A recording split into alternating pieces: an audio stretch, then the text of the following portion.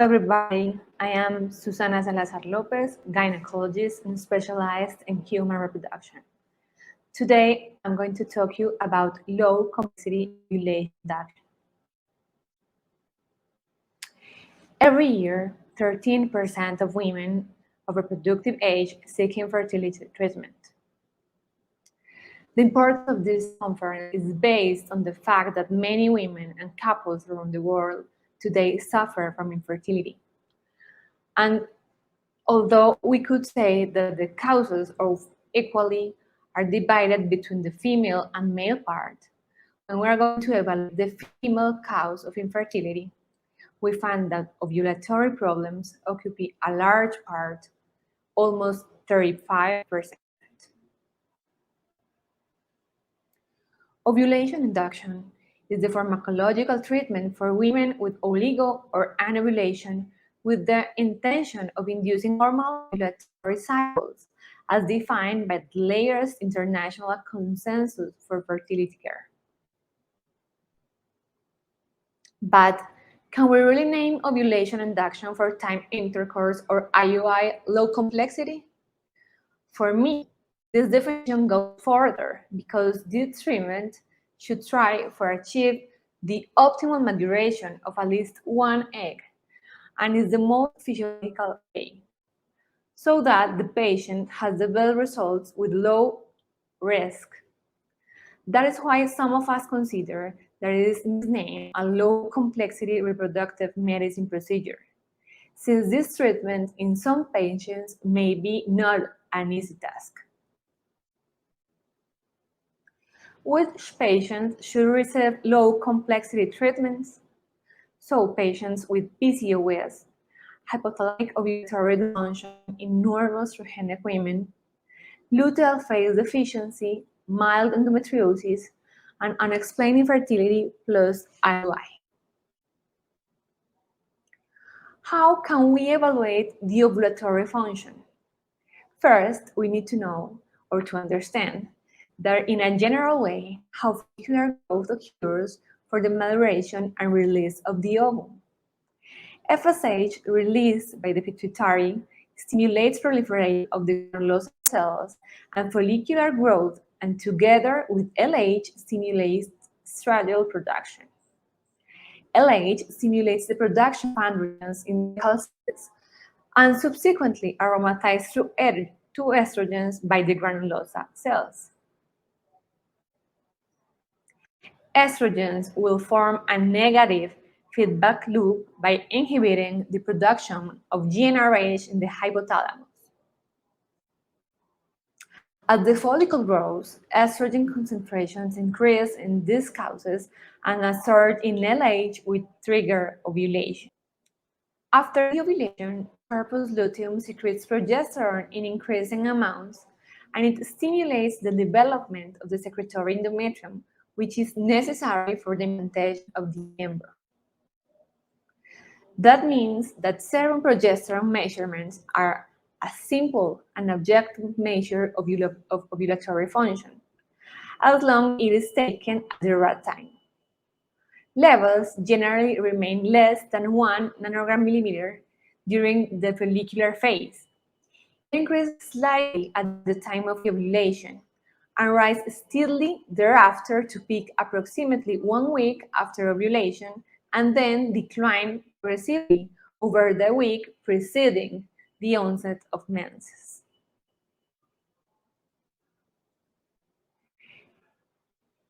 The level of progesterone is ideal greater than 10 for when patients are looking at pregnancy.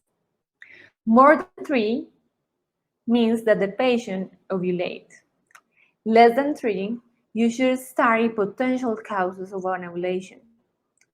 Note the duration of the cycles of each patient to request the indicated time of asking for the progesterone. Now, I'm going to talk to you about FSH and LH. However, it is important to note that these are not ordered to all patients with ovulatory dysfunction, only in those suspected ovulatory dysfunction of group 1 or 3 of WHO, and it must be considered and must be ordered between the day 2 and 5 of the menstrual cycle. The ideal level is between 4 to 8 units of FSH. Less than 1 or 2, you may suspect hypogonadotropic hypogonadism. More than 8, you should suspect low ovarian reserve. And more than 10, you should suspect ovarian failure. Now about LH, the ideal is lower than FSH in a ratio from 1 to 3. More than 8 units with normal FSH, you should suspect PCOS. And more than 10 units with elevated FSH, you should consider ovarian failure. With the estradiol, the ideal levels are between 30 and 50 picograms per milliliter. Less than 10 suspect ovarian failure. From 80 to 10, look for E2 producing cells chronic hyperestrogenism as PCOS. Thyroid disorders and hyperprolactinemia are frequent causes of ovulatory dysfunction and should always be evaluated in patients consulting for evaluation disorders. The normal levels of prolactin are from 2 to 25.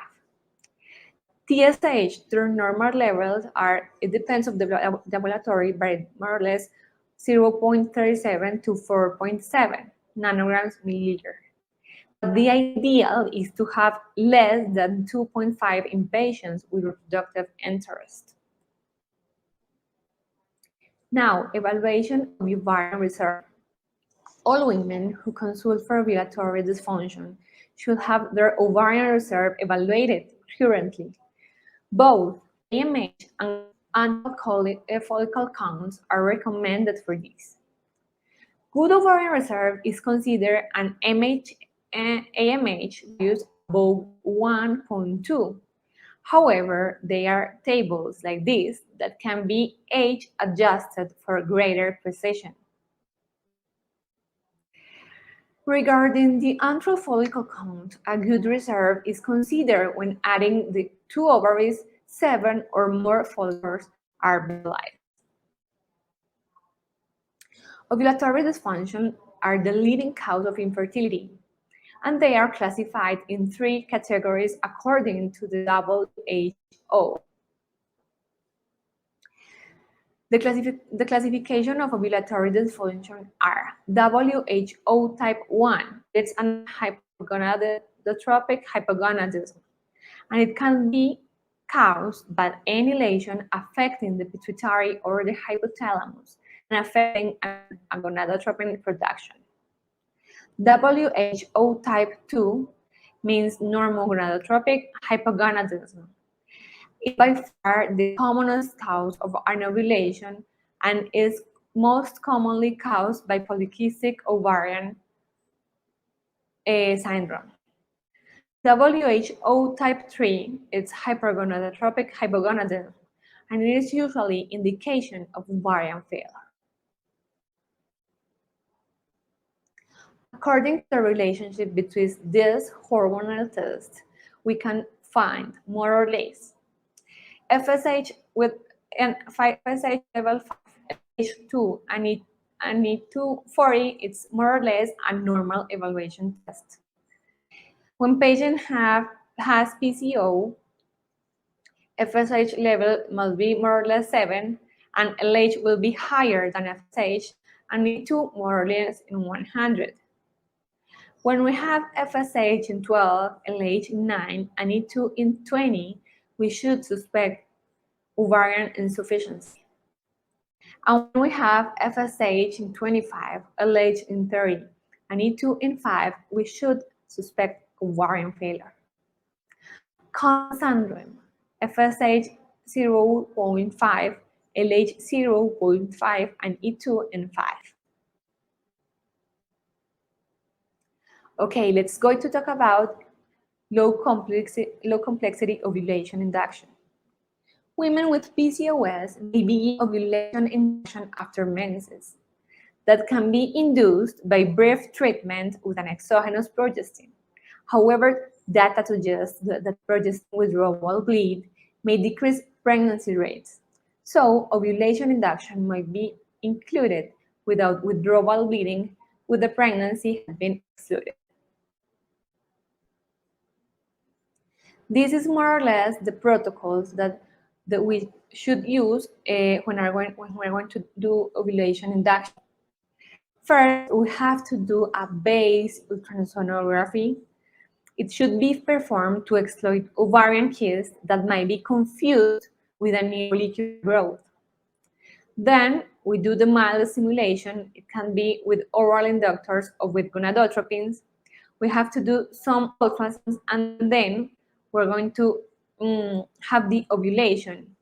We should recommend those patients to have sexual intercourse in these days, and 14 days after a pregnancy test, and 15 days after the pregnancy test is if it is positive to make the first baby ultrasound.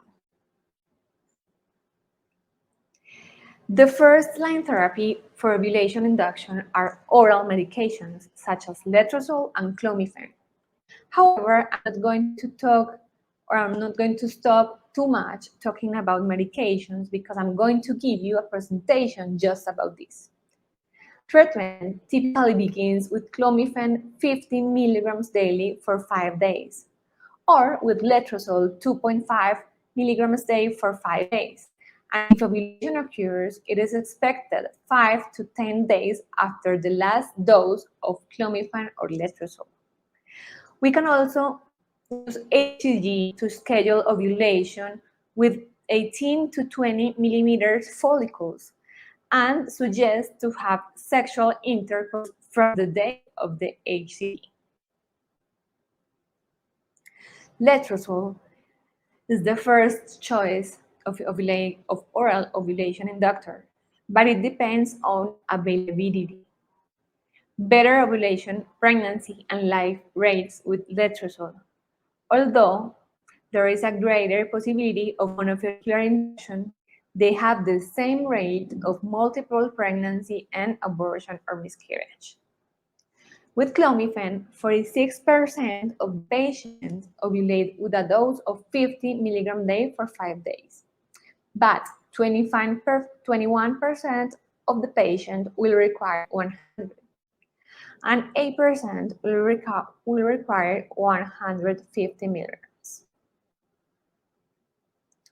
Now, with gonadotropins, the usual starting dose is 50 to 70 units for 2 weeks, with an increase of 25 to 37.5 units weekly in case of no response.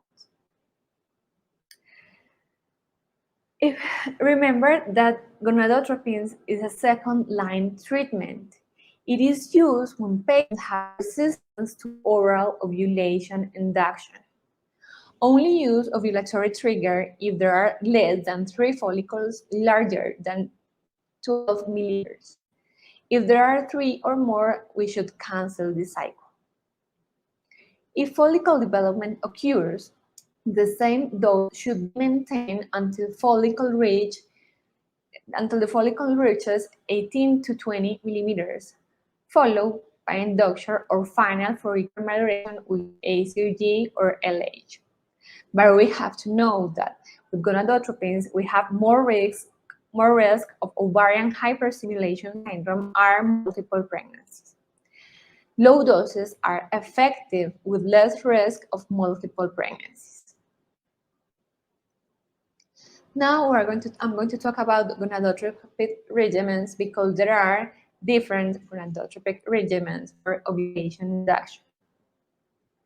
The first one is a step up. It seeks to reduce the frequency of ovarian hyperstimulation.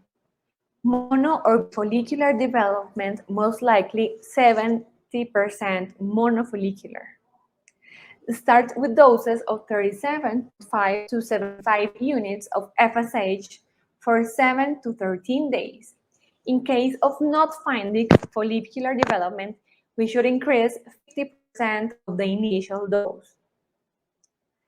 It has on risk 20% of multiple pregnancy and 1% of hyperstimulation.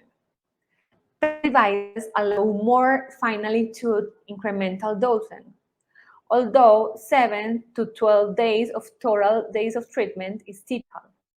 Longer duration of treatment may be required. Once a mature follicle has developed, exogenous HSG is administered for the stimulate the ovulation. Now, step down. The aim of this approach is to mimic the physiological FSH threshold window concept. We normally begin with 150 units daily for FSH from day 1 or 2nd until a dominant follicle is reached more than 10 millimeters. Then we decrease to 112.5 units daily for 3 days. And then we decrease again to 75 units a day until inducing ovulation, which ACG with HCG 5 to 1,000 units when the follicle is more than 18 millimeters. It is more likely normal, it's a likely normal physiology, and the FSH window therapy highlights the importance of decreasing doses of FSH for the selection of a single dominant follicle. The advocates of this approach claim that it is as successful as the chronic low-dose step-up protocol that I'm going to talk next in achieving monofollicular development and has the advantage of reducing the duration of treatment. However, step-down approach requires more stringent follicular monitoring than the step-up regimen. Now, chronic low-dose step-up FSH stimulation protocol. It is characterized by low start dose with no change for the first 14 days. Then small increments if it's necessary at day 7 interval until HCG injection or up to 28 days. It is preferred by many centers since 1990s. It seems to give the best result with high rates of monofollicular ovulation, more or less 70%. It has low rates of multiple pregnancy, more or less 5%, and ovarian hyperstimulation syndrome, 1%. Pregnancy rate per cycle is 20%, but problems this protocol have is that it needs a long duration, as obviously it costs more than other protocols. And now the question is, which treatment should I choose? FSH alone or the presentation of FSH and LH combined? Exogenous FSH alone can induce ovulation in women with PCOS because endogenous LH levels are adequate, although adding LH does not appear to be harmful. This is no significant advantage to use any specific gonadotropin preparation.